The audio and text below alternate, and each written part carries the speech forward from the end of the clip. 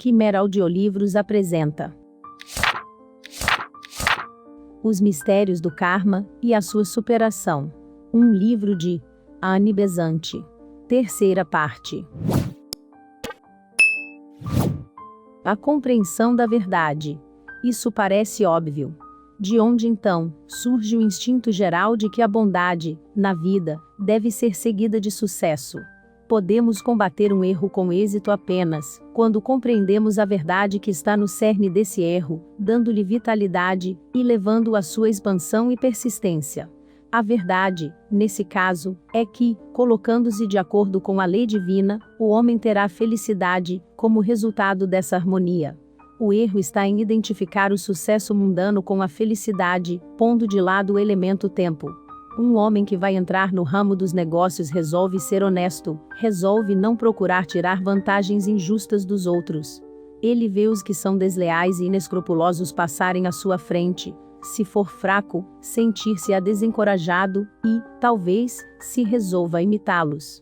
Se for forte, dirá: trabalharei em harmonia com a lei divina, não importa quais sejam os resultados terrenos. Daí por diante, a paz interior e a felicidade estarão com ele, mas ele não terá sucesso.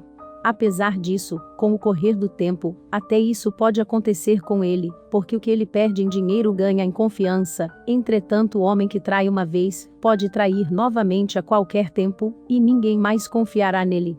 Numa sociedade competitiva, a falta de escrúpulos traz sucesso imediato, enquanto numa sociedade cooperativa a consciência valerá a pena.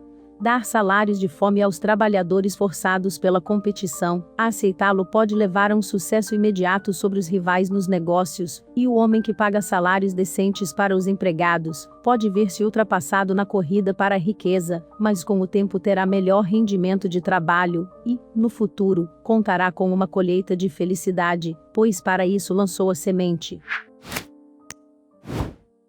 Temos de decidir sobre a nossa conduta e aceitar seus resultados, sem reconhecer nem o dinheiro, nem a injustiça como pagamento da bondade, enquanto a astúcia inescrupulosa obtém aquilo que busca. Uma história hindu, instrutiva, se não agradável, fala sobre um homem que tinha prejudicado a outro. O prejudicado foi pedir justiça ao rei. Quando lhe foi dito que ele próprio deveria escolher a punição a ser dada ao seu inimigo, o homem pediu ao rei que enriquecesse aquele que o prejudicara. Quando lhe perguntaram a razão do seu estranho comportamento, com um riso sardônico ele disse que a fortuna e a prosperidade terrena dariam àquele homem a oportunidade de fazer o mal, e assim acarretariam para ele amargo sofrimento na vida após a morte. O pior inimigo da virtude costuma ser uma situação material folgada, e essa situação, que é vista como um bom karma, muitas vezes é, ao contrário, um mau karma em seus resultados. Muitas pessoas que vivem razoavelmente na adversidade, desmandam-se na prosperidade e se intoxicam com os deleites terrenos. Vamos considerar de que forma um homem afeta o seu ambiente, ou, para usar uma frase científica, de que forma um organismo atua no seu ambiente. O homem afeta o seu ambiente de inúmeras maneiras, que podem todas ser classificadas em 3 formas de autoexpressão. Afeta-o pela vontade, pelo pensamento e pela ação. O homem evoluído tem a possibilidade de reunir energias e difundi-las numa única, pronta para destacar-se dele e causar ação. Essa concentração das suas energias numa força única, mantida em suspenso no seu interior, presa e pronta para extroverter-se, é a vontade, que é uma concentração interior, uma forma da tríplice autoexpressão.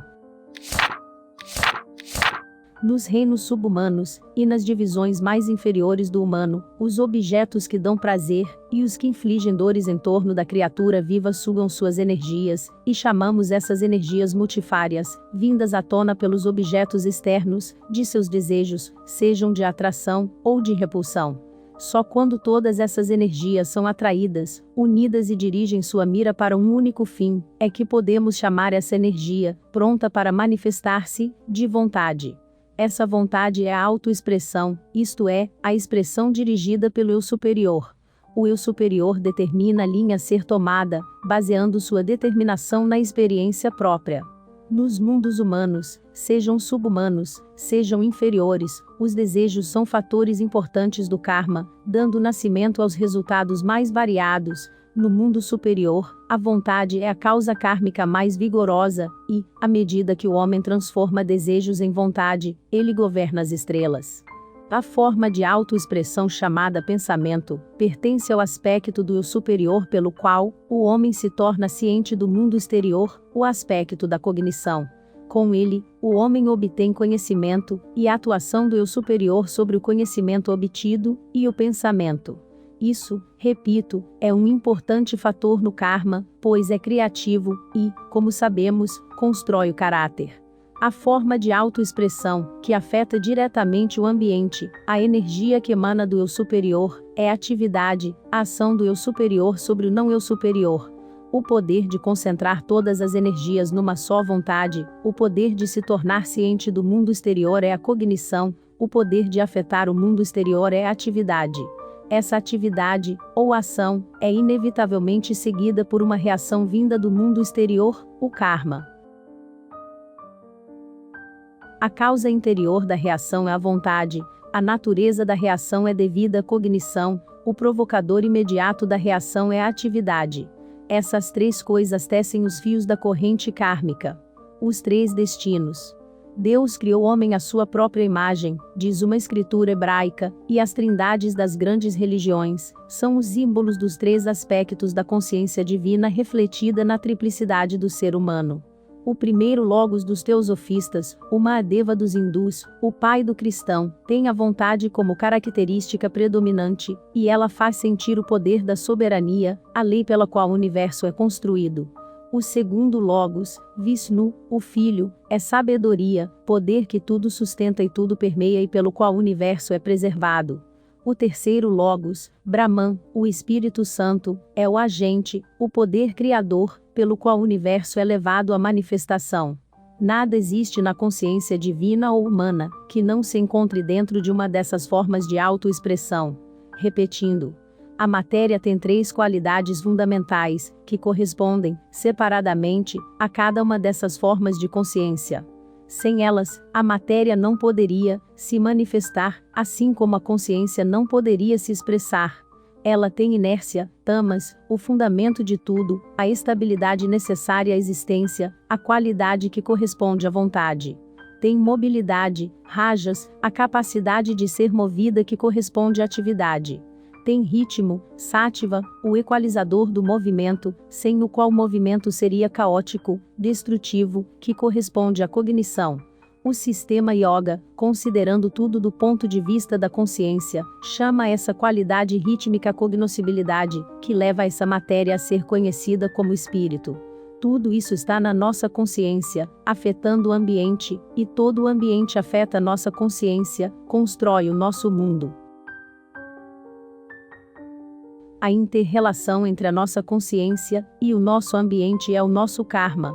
Com essas três formas de consciência, tecemos nosso karma individual, a inter-relação universal entre o eu superior e o não eu superior, especializada por nós nessa inter-relação individual. Quando nos erguemos acima da separatividade, o individual torna-se de novo a inter-relação universal, mas essa inter-relação universal não pode ser transcendente enquanto durar a manifestação. Essa especialização do universal, e a posterior universalização do especial, constroem os eternos caminhos do mundo. A trilha do atual, para ganhar experiência, a trilha do retorno, trazendo para casa feixes de experiências. Essa é a grande roda da evolução, tão inflexível quando observada do ponto de vista da matéria, e tão bela quando observada do ponto de vista do espírito. A vida não é um grito, é uma canção. Um par de tríades. Assim, temos três fatores no espírito para a criação do karma e três qualidades correlativas na matéria. Precisamos estudá-los a fim de fazer do nosso karma o que queremos que ele seja. Podemos estudá-los em qualquer ordem, mas, por diversas razões, é conveniente tratar do fator cognitivo em primeiro lugar, porque nele está o poder de conhecimento e de escolha. Podemos mudar nossos desejos usando o pensamento. Não podemos mudar nosso pensamento, embora possamos colori-lo, usando o desejo. Assim, em última análise, a ação é posta em movimento pelo pensamento. No mais recuado estágio de primitivismo, tal como o da criança recém-nascida, a ação é causada pela atração e pela repulsão. Porém, quase imediatamente, a memória interfere. A lembrança de uma atração provoca o desejo de senti-la, e a lembrança de uma repulsa, o desejo de evitá-la. Uma coisa deu prazer e é lembrada, isto é, pensada, é desejada, e segue-se a ação para obtê-la. Essas três coisas realmente não podem ser separadas, porque não há ação que não seja precedida pelo pensamento e pelo desejo, e que não os ponha em movimento outra vez, depois de executada. A ação é o sinal exterior do pensamento invisível, e do desejo invisível, e sua própria realização dá nascimento a um novo pensamento, e a um novo desejo. Os três formam um círculo, perpetuamente retraçado. Pensamento, o construtor. O pensamento trabalha sobre a matéria. Cada mudança de conscientização é recompensada com uma vibração da matéria, e uma mudança semelhante, embora frequentemente repetida, traz vibração idêntica. Essa vibração é mais forte na matéria, que está mais próxima de nós, e a matéria que está mais próxima de nós é a do nosso corpo mental. Se você repetir um pensamento, ele repete a vibração correspondente, e, assim, quando a matéria tiver vibrado de uma forma particular uma vez, é mais fácil para ela vibrar de novo do mesmo modo, do que uma forma nova, e quanto mais você repetir esse pensamento, com maior presteza terá a resposta vibratória. Dentro em breve, depois de muita repetição, a tendência estará instalada na matéria do seu corpo mental, para repetir automaticamente, por conta própria, essa vibração. Quando isso acontece, já que na conscientização a vibração da matéria e a do pensamento estão inseparavelmente ligadas, o pensamento aparece na mente sem qualquer atividade prévia por parte da consciência. Desde que você pensou em alguma coisa, uma virtude, uma emoção, um desejo, e, deliberadamente, chegou à conclusão de que é uma coisa desejável possuir essa virtude, sentir essa emoção, ou ser movido por esse desejo, você, serenamente, põe-se a trabalhar no sentido de criar o hábito de pensar. Você pensa nisso de propósito todas as manhãs, durante uns poucos minutos, e logo observa que o pensamento nasce em você espontaneamente, consequência da referida atividade automática da matéria. Você persiste na criação do pensamento, até ter formado um vigoroso hábito de pensar, hábito que só pode ser transformado por um processo igualmente longo de pensar no sentido oposto. Mesmo contra a oposição da vontade, o pensamento retorna à mente, como várias pessoas percebem quando não conseguem dormir em consequência da volta involuntária de pensamentos importunos. Se você estabeleceu o hábito, digamos, da honestidade, automaticamente agirá com honestidade, e se certa rajada de desejo o arrasta à desonestidade em alguma ocasião, o hábito da honestidade irá atormentá-lo como você jamais atormentaria um ladrão contumaz. Você criou o hábito da honestidade, o ladrão não tem esse hábito, portanto, você sofre mentalmente quando o hábito é rompido ao passo que o ladrão nada sofre. A persistência no fortalecimento desse hábito mental até que ele se torne mais forte do que qualquer força que possa surgir para pressioná-lo cria o homem confiável. Ele, literalmente, não pode mentir, não pode roubar, ele construiu para si mesmo uma virtude inexpugnável. Pelo pensamento então, você pode adquirir qualquer hábito que resolva obter. Não há virtude que você não possa criar pelo pensamento. As forças da natureza trabalham com você, porque você sabe como usá-las e elas se tornam suas reservas. Se você ama seu marido, sua mulher, seu filho, sabe que essa emoção de amor leva felicidade aos que a sentem. Se espalhar o amor para os outros, o resultado será um aumento de felicidade. Vendo isso, você, que deseja a felicidade de todos, deliberadamente começa a pensar em dar amor para os outros, num círculo cada vez maior, até que essa atitude de amor seja a sua atitude normal com relação a tudo e a todos. Você criou o hábito do amor e generalizou uma emoção fazendo dela uma virtude, porque a virtude é apenas uma boa emoção que se tornou geral e permanente. Tudo está sob a lei. Você não pode obter capacidade mental ou virtude moral sentado, parado, nada fazendo. Você pode obter ambas essas coisas com pensamento firme e perseverante. pode construir sua natureza moral e mental pensando, porque o homem é criado pelo pensamento, ele se torna aquilo que ele pensa, portanto, pense naquilo que deseja ser, e, inevitavelmente, isso virá ao seu encontro. Assim, você irá tornar-se um atleta mental e moral, e seu caráter crescerá rapidamente. Você elaborou no passado o caráter com que nasceu, agora você está elaborando o caráter com que irá morrer, e com o qual voltará. Isso é o karma. Cada qual nasce com um caráter, e o caráter é a parte mais importante do karma. O muçulmano diz que o homem nasce com seu destino enrolado no pescoço, visto que o destino de um homem depende unicamente do seu caráter. Um caráter forte pode dominar as circunstâncias mais desfavoráveis e ultrapassar os obstáculos mais difíceis. Um caráter fraco é abatido pelas circunstâncias e fracassa diante do mais trivial dos obstáculos. A meditação prática. Toda a teoria da meditação está apoiada sobre essas leis do pensamento, pois meditação nada mais é que o pensamento deliberado e persistente dirigido a um alvo específico, sendo, assim, uma poderosa causa kármica. Usando o conhecimento e o pensamento para modificar o caráter, você pode obter, rapidamente, o sucesso desejado. Se nasceu covarde, pode pensar em si próprio como um homem corajoso. Se nasceu desonesto, pode pensar em si próprio como honesto. Se nasceu mentiroso, pode pensar em si próprio como verdadeiro. Tenha confiança em si mesmo e na lei. Há um outro ponto que você não deve esquecer. O pensamento concreto encontra sua realização na ação, e se você não traduzir em ação o seu pensamento, por reação natural, estará enfraquecendo na linha do pensamento. Uma ação persistente deve seguir-se a ele, de outro modo o progresso será lento. Compreenda então que, embora você não possa evitar o caráter com que nasceu, e apesar disso ser um fato que deve influenciar profundamente o seu destino presente, marcando a sua linha de atividade nesta vida, ainda assim você pode, pelo pensamento e pela ação nele baseada, modificar esse caráter inato, eliminar as suas fraquezas, suprimir as suas falhas, fortalecer as suas boas qualidades e ampliar a sua capacidade. Você nasceu com determinado caráter, mas pode mudá-lo. O conhecimento lhe é oferecido como forma de fazer essa mudança, e cada qual deve levar esse conhecimento à prática por si mesmo. Vontade e desejo. Ficaram, para posterior consideração, a vontade e o desejo. Vontade é a energia instigada para a ação. Quando ela é atraída ou repelida por objetos externos, chamamo-la desejo. O aspecto inferior da vontade, como o pensamento, é o aspecto inferior do conhecimento, da cognição.